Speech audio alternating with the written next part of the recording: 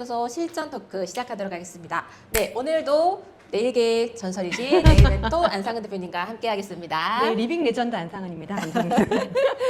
네, 오늘 주제는 저희 지난번에 짧게 소개해드렸다시피 1인 샵이냐 다인 샵이냐. 네. 아, 정말 어려운 이것도 네, 주제죠. 네. 다인 샵이라고 하는 게 뭐 직원이 여러 명 있는 게 아니라 한 명만 있어도 다인 샵인 거니까 네.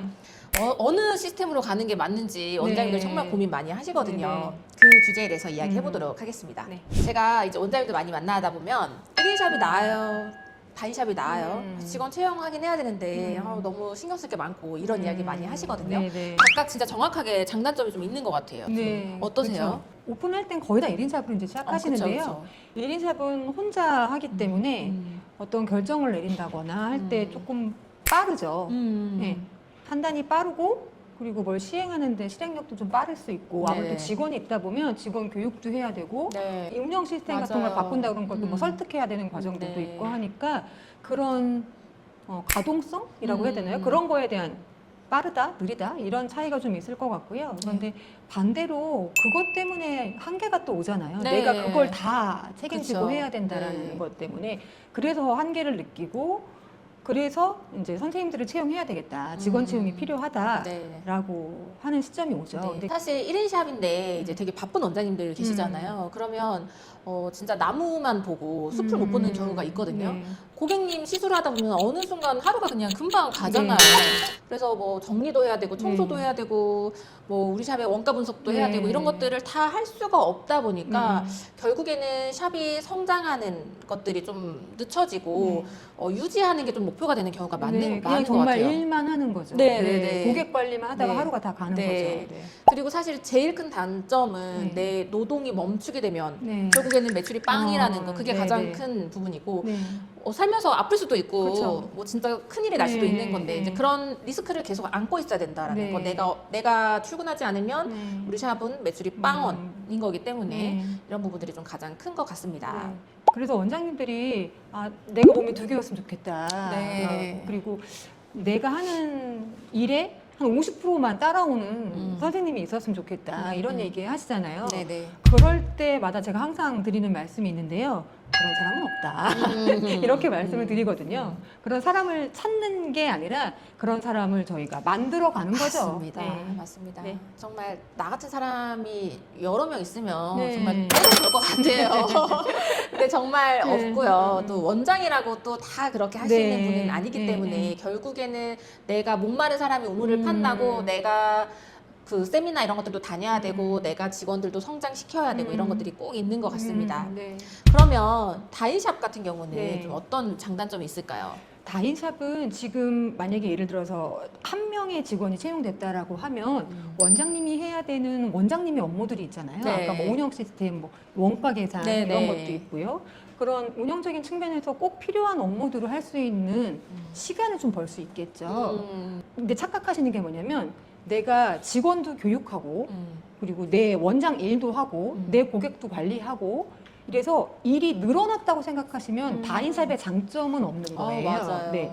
차라리 그 원장님이 하지 않아도 선생님이 해도 특별히 문제가 생기지 않는 운영 업무들이 있잖아요. 네네. 재고 관리라든지 네. 제품 주문이라든지 고객한테 리마인드 메시지 문자를 발송한다든지 이런 것들은 굳이 원장님이 하지 않아도 결과가 크게 차이가 안 나거든요. 이제 그런 것들은 선생님한테 업무 분장을 해서 그 선생님이 정기적으로 그 업무를 할 수 있게 해놓으시고 원장님은 주에 한 번이나 한 달에 한 번씩 그 업무를 체크해서 하시면 원장님이 그 시간을 확보한 시간에 원가 계산이나 손익 계산이나 VIP 관리나 매장 운영 확장과 관련된 공부를 더 하신다거나 하실 수가 있겠죠. 그게 다인샵의 장점이고요.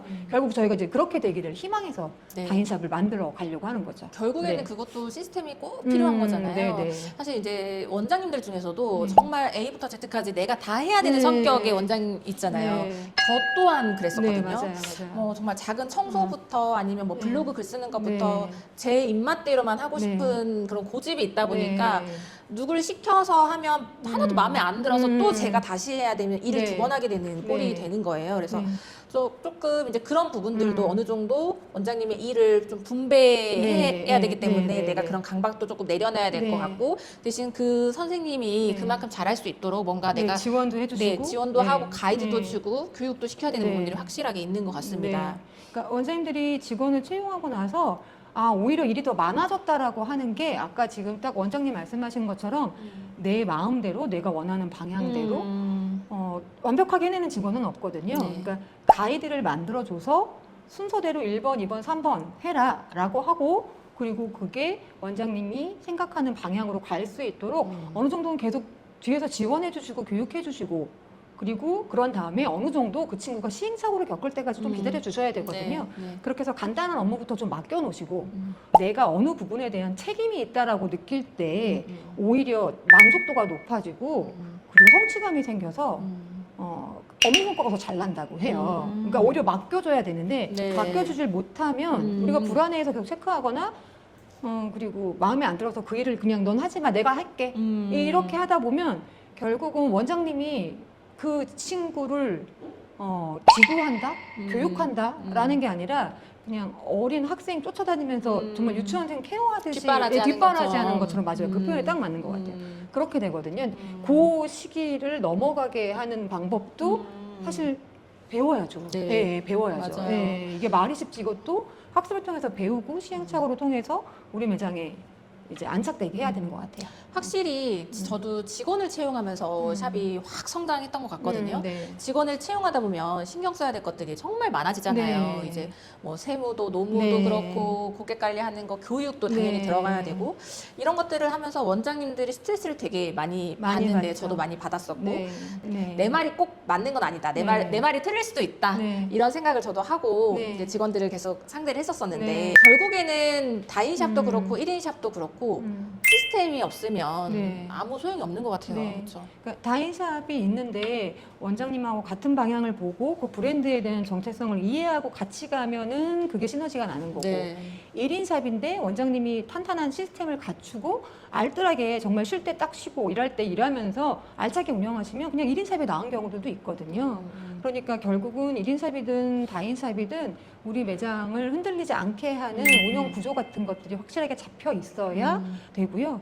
그렇게 해서 이 시기에는 이제 직원을 채용해야 되겠다라고 네. 하면 거기에 맞는 교육 학습 그리고 요즘에 뭐 노무 계약이나 네. 뭐 급여나 뭐 인센티브나 이런 것들도 우리 매장에 맞는 수익 구조에 이 정도 선이 최선이다라는 것들도 알고 계셔야 되고 그 시점에 또 다인샵 직원 채용 뭐 이런 것들을 하시는 게 맞다고 네. 봐요. 네. 요즘에는 이제 인건비도 많이 높아지고 네. 해서 원장님들이 직원 채용하는 게 부담스럽긴 하지만 네. 또 언제까지 내가 계속 내 노동을 갈아가면서 네. 이렇게 성장할 수는 없는 거기 네. 때문에 이제는 직원 한 명이 좀 있었으면 좋겠다 이런 생각들 하시는 분들이 많으실 텐데 네. 언제 그러면 나는 직원 채용을 해도 되는 수준일까? 네. 그게 단순히 뭐 샵 규모가 커가지고 직원 채용하는 것도 아니고 네. 매출이 그럼 어느 정도 나와야 되는 거고 네. 내가 어느 정도 수준이 됐을 때 직원 채용할 수 있을까 이런 고민들 되게 많이 하실 것 같아요. 네. 그러니까 1인 샵을 기준으로 한다고 했을 때 원장님들이 원장님을 찾아오는 고정 고객이라고 하죠. 네. 단골들이 몇 명 정도가 확보되어 있느냐. 그 몇 명의 고객들로 내가 고정비, 운영비 네. 이런 것들을 충당하고 어느 정도의 수익이 나느냐가 이 손익 관리나 이런 것들을 꾸준히 하셨다면 그게 아마 계산이 되실 거예요. 네. 그래서 매출적으로는 얼마 이상의 매출을 6개월 이상 난 유지하고 있다. 이거 하고 그리고 고객 수로 따지면 네. 원장님들이 주 1일 쉬시잖아요. 네네. 보통 그러면 5번 그냥 쉰다고 생각하고 25일 근무하시는 거란 말이에요. 25일 근무하시는데 3명을 시술한다, 관리한다 라고 하면 그럼 뭐 계산 여기 그러면 몇 명이죠? 25 곱하기 3? 75명입니다. 75명. 75명. 네. 75명은 최소한 확보되셔야 되는 거예요. 사실 그게 미니멈이고 100명까지는 확보가 되어 있으셔야지. 왜냐하면 75명이 꼬박꼬박 매월 오지는 않잖아요. 네. 예. 지금처럼 날씨가 뭐 쌀쌀해진다거나 뭐 비가 많이 온다거나 뭐 이렇게 연휴가 길었다거나 이러면 확 그 고객 그렇죠. 네. 입장 객수가 줄어드니까 네. 그럴 때는 최소 75명. 그래서 100명까지 계속 내가 유지하고 있다라고 하면 그 시기가 이제 원장님이 나는 이제 고정 고객이 확보되었고 고정 비용을 충당할 수 있을 정도로 매장이 안정되었다라고 판단을 하시고 그때 이제 직원 채용을 준비하시는 게 맞습니다. 네. 일단 그러면 원장님들이 직원을 채용하시려고 할 때 우리 샵의 그런 수익 구조라든지 원가라든지 네. 우리 샵의 고객 수가 몇 명인지 객단가는 얼마인지 네. 이런 것들을 다 확인을 먼저 하셔야 되겠네요. 그러니까 일단 내가 너무 힘들어서 일을 못 하겠다. 네. 그래서 나는 한 일주일에 한 이틀은 쉬고 그래서 우리 매장에 한 이틀 정도 아르바이트 하는 직원을 채용하고 싶다. 이렇게 해서 그렇게 아르바이트 채용으로 시작하시는 분들도 있고요. 네. 그리고 아니면 그 선생님을 일단 채용해서 신규 유입을 위한 마케팅을 많이 해서 일단 신규 확보를 해보겠다 해서 그걸 이제 직원 채용을 결정하시고 시작하시는 분들도 있거든요. 네. 근데 두 가지 방법이 다 맞고요.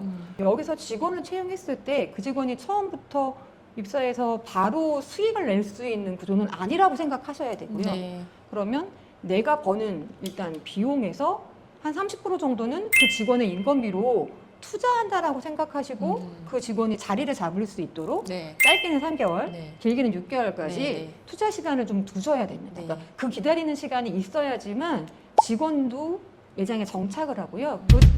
그 직원으로 인한 또 수익이 나기 시작하거든요. 네, 네. 그렇게 생각하시면 될 것 같아요. 사실 직원 채용은 비용이 아니라 투자라고 생각하는 네, 게 맞는 것 같아요. 네. 그러니까 투자라는 게 그거잖아요. 투자라는 게 수익이 날 수도 있고 수익이 안 날 수도 있는 거예요. 네. 그러니까 투자라는 개념이 맞고요.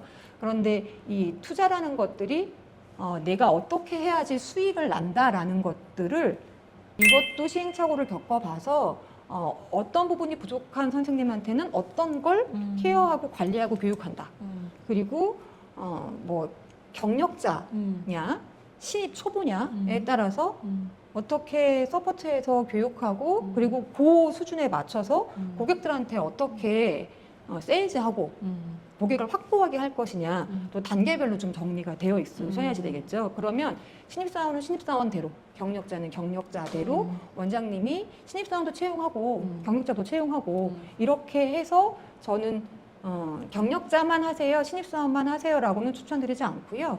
사실 가장 좋은 구조는 원장님 정도까지는 아니더라도 원장님 기술이 한 80%는 따라올 수 있는 경력자 한 명, 그리고 우리 시스템을 처음부터 그냥 배울 수 있는 그런 신입 스텝 역할을 할 수 있는 선생님 이렇게 세팅하면은 가장 이상적이겠죠. 네. 정말 이상적인 네, 모습이기에 이상적인 얘기죠. 이상인 거죠. 네. 하지만 현실은 또 그렇지 네. 않다는 거.